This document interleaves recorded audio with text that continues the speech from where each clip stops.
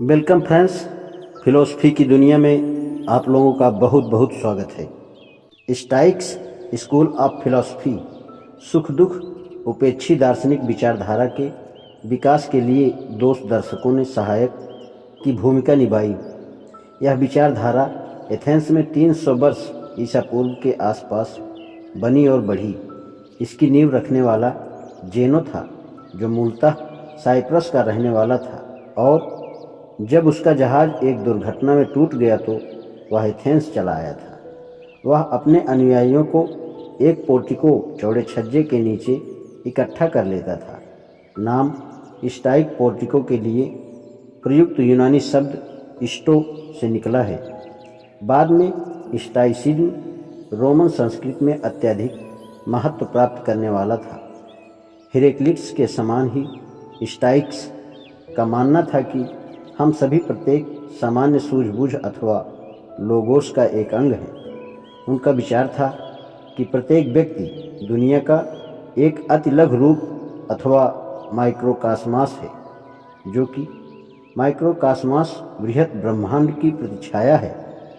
इसी से आगे चलकर इस विचार का जन्म हुआ कि एक विश्वव्यापी रूढ़िपन तथाकथित प्राकृतिक कानून विद्यमान है, और चूँकि यह प्राकृतिक कानून समयातीत, मानवीय और विश्वव्यापी तर्क पर आधारित है, यह समय और स्थान के साथ नहीं बदलता। इस रूप में तब स्टाइक्स सोफिस्ट के विपरीत सुकरात के पक्षधर थे।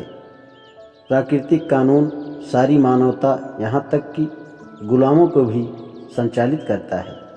भिन्न भिन्न राज्यों के विधिक कानूनों को स्टाइक्स कानून की अपूर्ण नकल मात्र थे।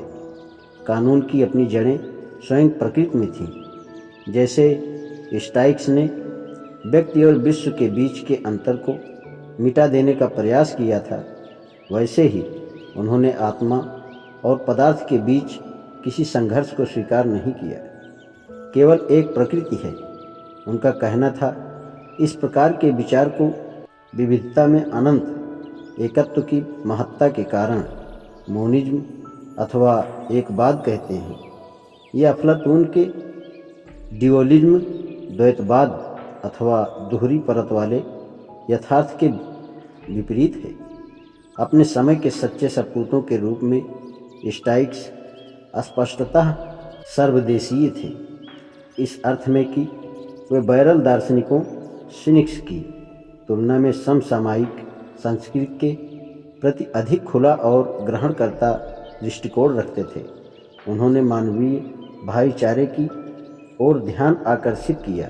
समाज और राजनीति हर समय उनके ध्यान में बनी रहती थी, और उनमें से कई उल्लेखनीय रूप से, जैसे रोमन सम्राट मार्कस ऑरेलियस 121 से 180 ईस्वी कार्यशील राजनेता थे। उन्होंने रोम में यूनानी संस्कृति और दर्शन को प्रोत्साहन दिया। वहाँ इसी प्रकार का एक विशिष्ट व्यक्ति सिसरो 106 से 36 ईसा पूर्व था, जो महान सार्वजनिक वक्ता, दार्शनिक और राजनेता था। यही वह व्यक्ति था जिसने खुद ह्यूमैनिज्म, मानववाद की धारणा को सृजन किया, यानी जीवन का ऐसा दर्शन जिसके केंद्र में व्यक्ति था। कुछ वर्षों बाद स्टाइक सेनेका 4 ईसा पूर्व से 65 ईस्वी ने कहा, मानवता के लिए मानवता पवित्र है। तब से लेकर आज तक यह मानवतावाद का नारा बना रहा है। इसके अतिरिक्त स्टाइक्स ने जोर देकर कहा कि प्राकृतिक प्रक्रियाएं जैसे रोग एवं मृत्यु प्रकृति के अटूट कानूनों का पालन करती हैं। अतः मनुष्य को अपनी नियति स्वीकार करना सीख लेना चाहिए। कोई भी चीज़ आकस्मिक रूप से अथवा दुर्घटनावश नहीं होती। हर घटना अपनी अनिवार्यता के परिणाम स्वरूप होती है। अतः जब नियति दरवाजे पर दस्तक देती है, तब शिकायत करने का कोई लाभ नहीं है।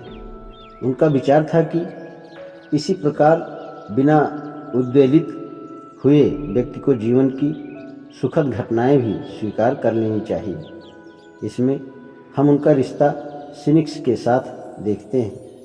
क्योंकि उनका सिनिक्स का दावा था कि सारी बाह्य घटनाएं महत्वहीन हैं।